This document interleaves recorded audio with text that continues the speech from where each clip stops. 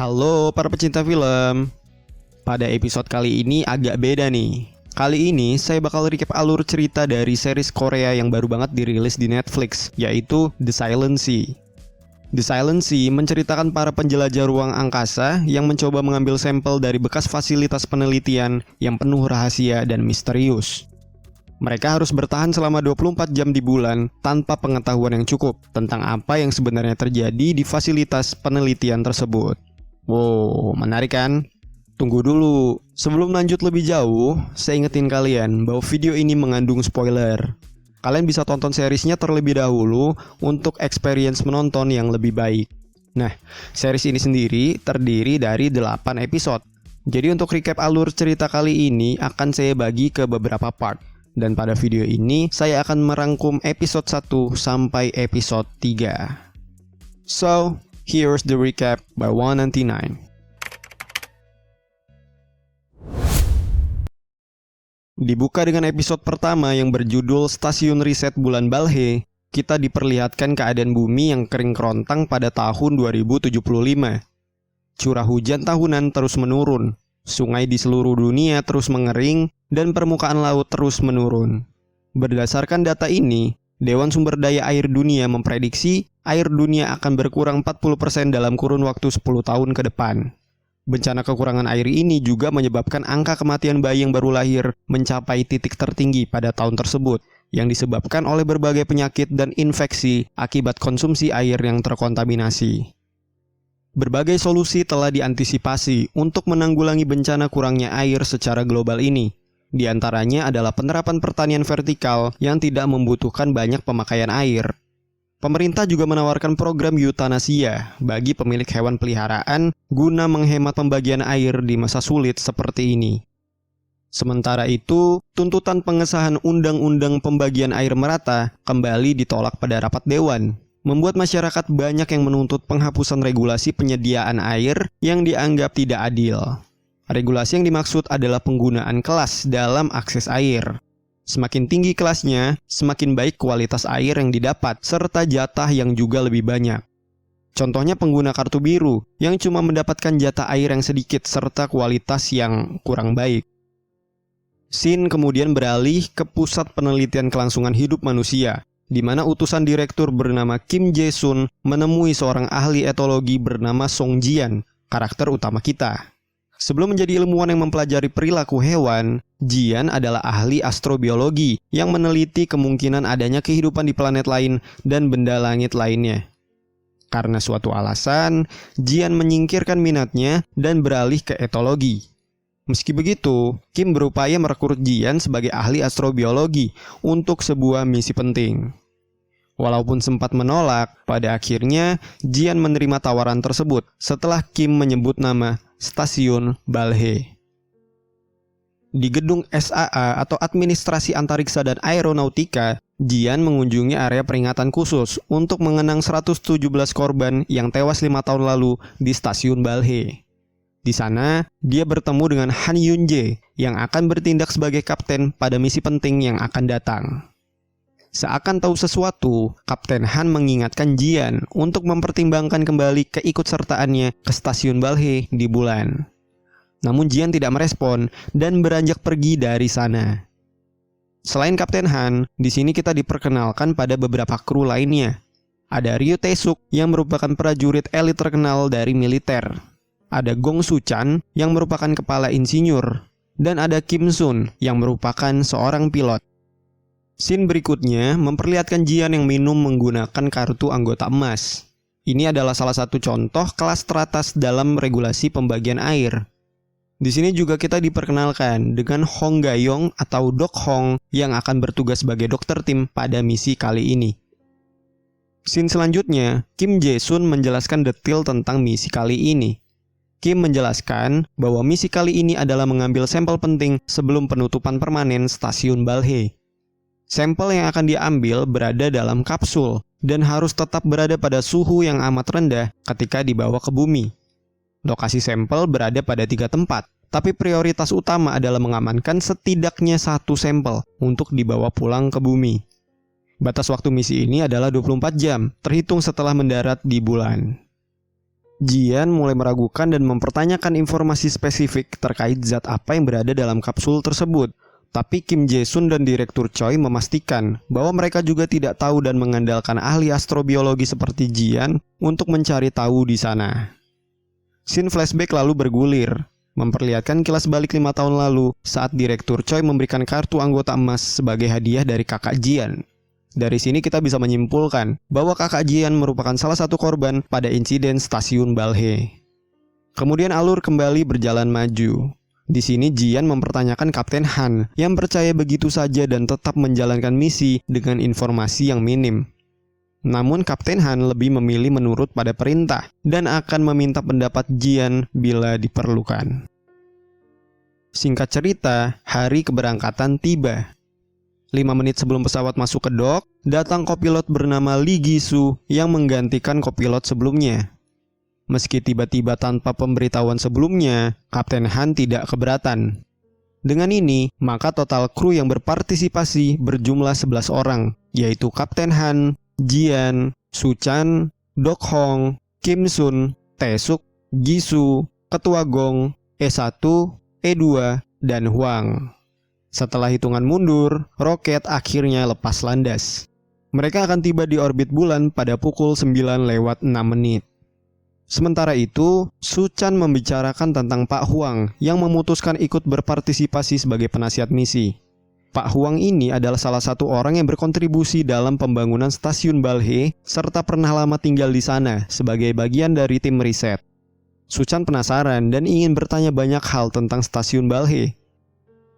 Setelah memasuki orbit bulan, terjadi masalah pada sistem dok sehingga memaksa Kapten Han untuk memerintahkan pelepasan modul. Tapi setelah pesawat antariksa memisahkan diri dari dok, mesin utama tidak mau menyala. Kim Sun dan Gi-soo berusaha mengatasi dengan kontrol daya dorong. Namun pendaratan tidak berjalan mulus dan berakhir menabrak bebatuan hingga pesawat terbalik. Meskipun tidak ada yang tewas, Pak Hwang mengalami patah tulang rusuk sehingga harus segera dioperasi. Namun karena terbatasnya perlengkapan medis, Pak Hwang harus bertahan sampai ke stasiun Balhae. Pesawat juga mengalami kendala komunikasi sehingga tidak dapat menghubungi ruang kendali di bumi. Masalah tidak berhenti sampai di situ, karena pesawat antariksa yang mereka tumpangi ternyata berada di ujung jurang dan harus segera ditinggalkan sebelum terjatuh. Sementara para kru mencoba keluar, pesawat semakin miring, membuat kaca di bagian kokpit pecah dan hampir menewaskan Jian. Untungnya ada Kapten Han yang dengan sigap menyelamatkan Jian dan mereka semua pun berhasil keluar sebelum pesawat terjatuh.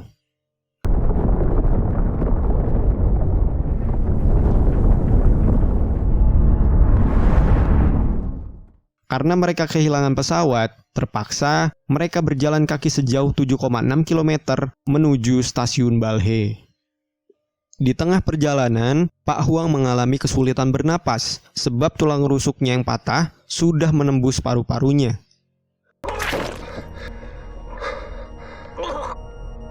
Sebelum tewas, Pak Hwang menyebutkan 2 kata kunci, yaitu air dan jangan. Tanpa tahu apa maksud dari Pak Hwang, kru Nuri 11 melanjutkan perjalanan karena keterbatasan waktu dan oksigen. Sesampainya di stasiun Balhae, level oksigen mereka sudah sangat rendah. Sempat mengalami kendala untuk masuk, akhirnya pintu berhasil dibuka dan semua kru masuk ke dalam stasiun.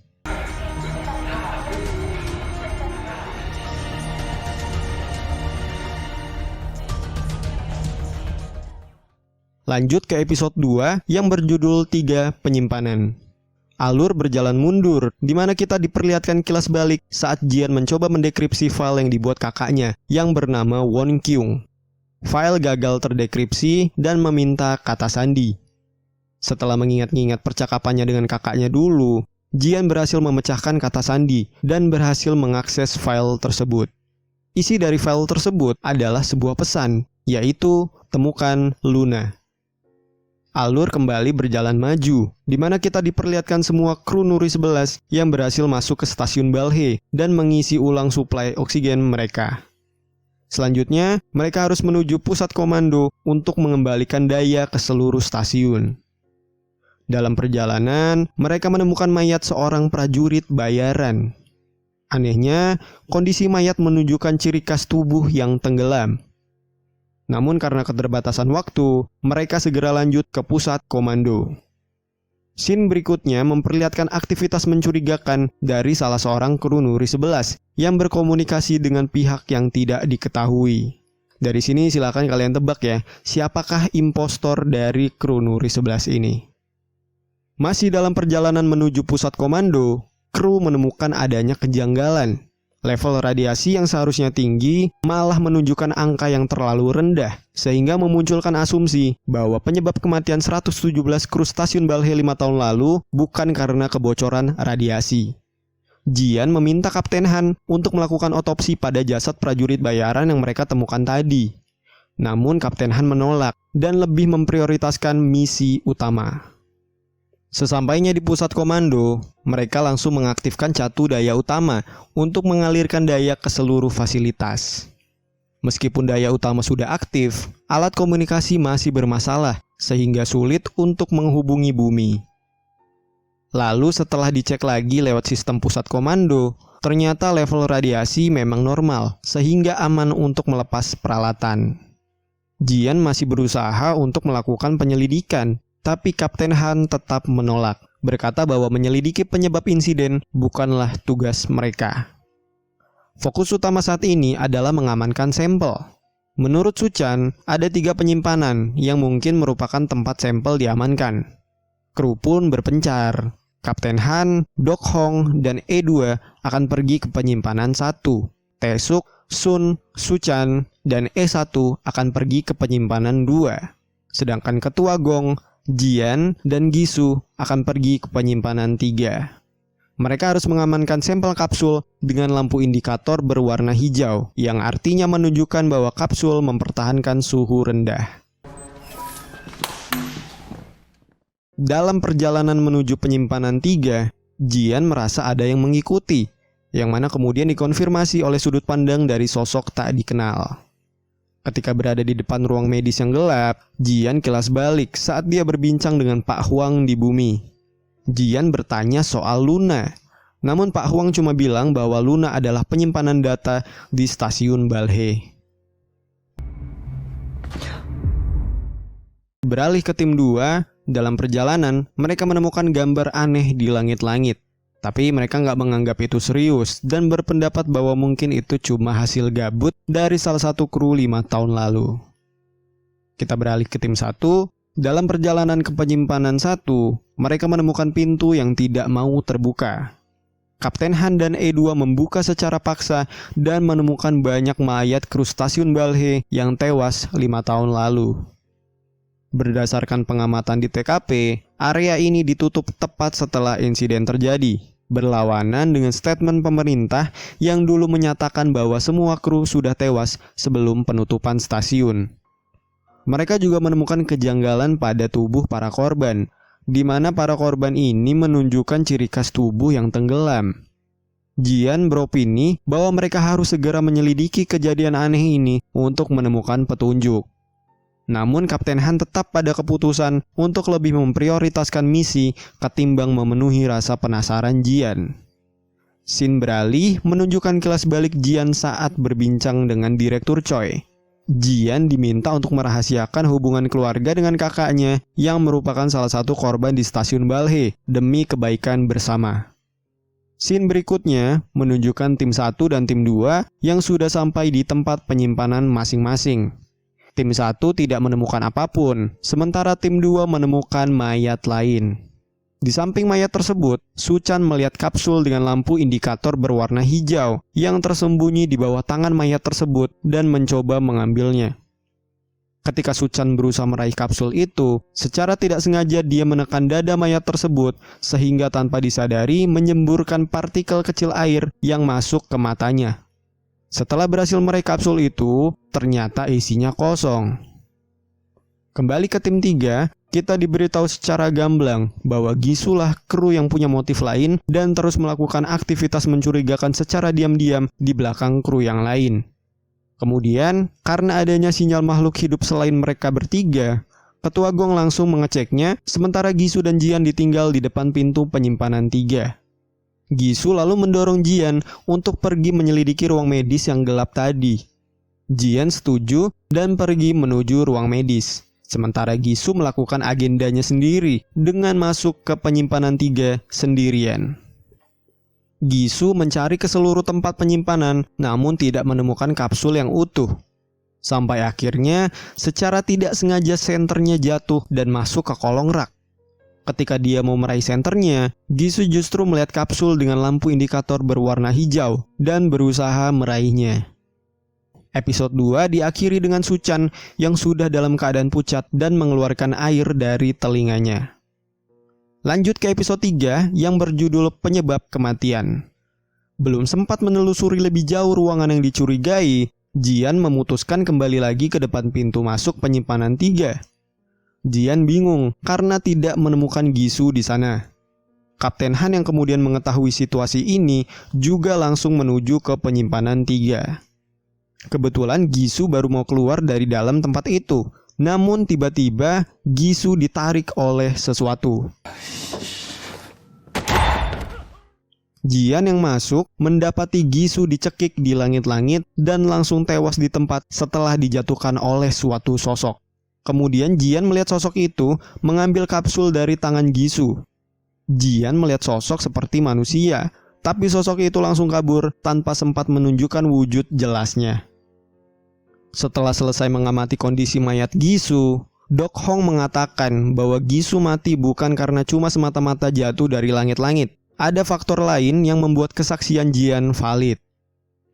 Meski begitu, Kapten Han tetap meminta kamera Jian untuk memastikan. Setelah memutar rekaman dari kamera Jian, ternyata benar, ada makhluk hidup lain yang berada di stasiun Balhe. Menurut Jian, kemungkinan besarnya adalah manusia. Sementara itu, tanpa disadari kru yang lain, keadaan Suchan semakin parah. Pandangannya mulai kabur dan nafasnya tersengal-sengal. Sesampainya di pusat komando, Taesuk masih kesulitan menghubungi bumi karena kemungkinan masalah pada menara radio. Lalu, melihat Suchan yang diam saja, Sun mengira temannya tidur. Namun ketika Sun mendekatinya, tiba-tiba Suchan menyemburkan air dalam jumlah banyak lewat mulutnya.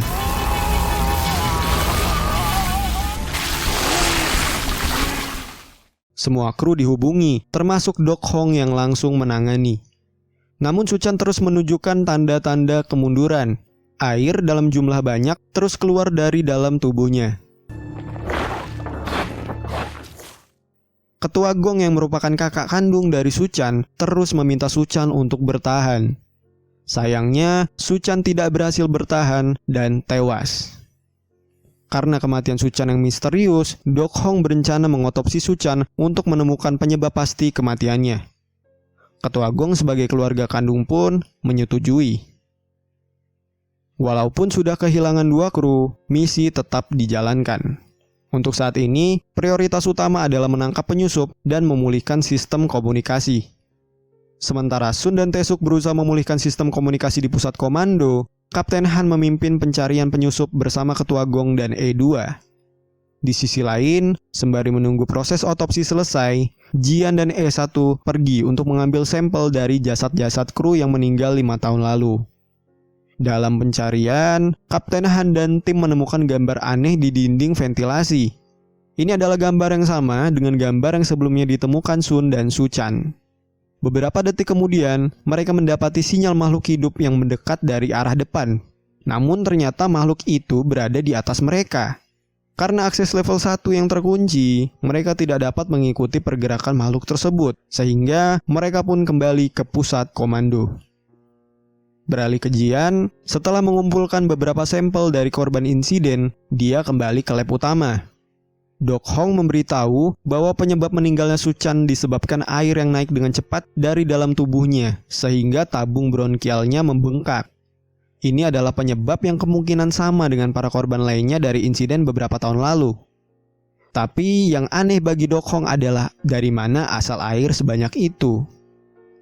Setelah meneliti darah korban lain, Jian tidak menemukan virus, bakteri, atau racun. Ini memunculkan asumsi bahwa semua kru dalam kondisi sehat sebelum meninggal. Keanehan tidak berhenti sampai di situ, karena mereka menemukan lapisan lain pada sampel darah Suchan.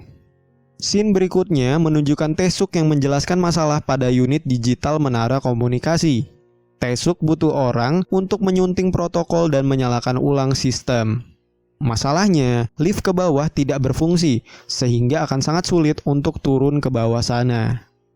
Tapi Kapten Han mengajukan diri untuk turun menggunakan jangkar. Sebelum turun, Kapten Han pergi ke lab utama untuk memeriksa hasil analisa penyebab kematian Suchan. Jian lalu memberitahu Kapten Han bahwa makhluk yang membunuh Gisu tidak berusaha menyerangnya. Jian berasumsi bahwa mungkin makhluk ini adalah penyintas dari insiden 5 tahun lalu. Tapi Kapten Han menyangkal kemungkinan ini, mengingat makhluk ini menyerang tanpa alasan yang jelas. Kapten Han lebih yakin bahwa ini adalah ulah penyusup. Setelah itu, Kapten Han pun bersiap untuk turun melalui lift pintu A dengan bantuan dari Ketua Gong dan E2. Dan episode pun berakhir. Gimana? Sejauh ini udah merasakan ketegangannya belum? Oke. Supaya durasinya nggak kelamaan, kita lanjut lagi di part kedua. I'll see you there.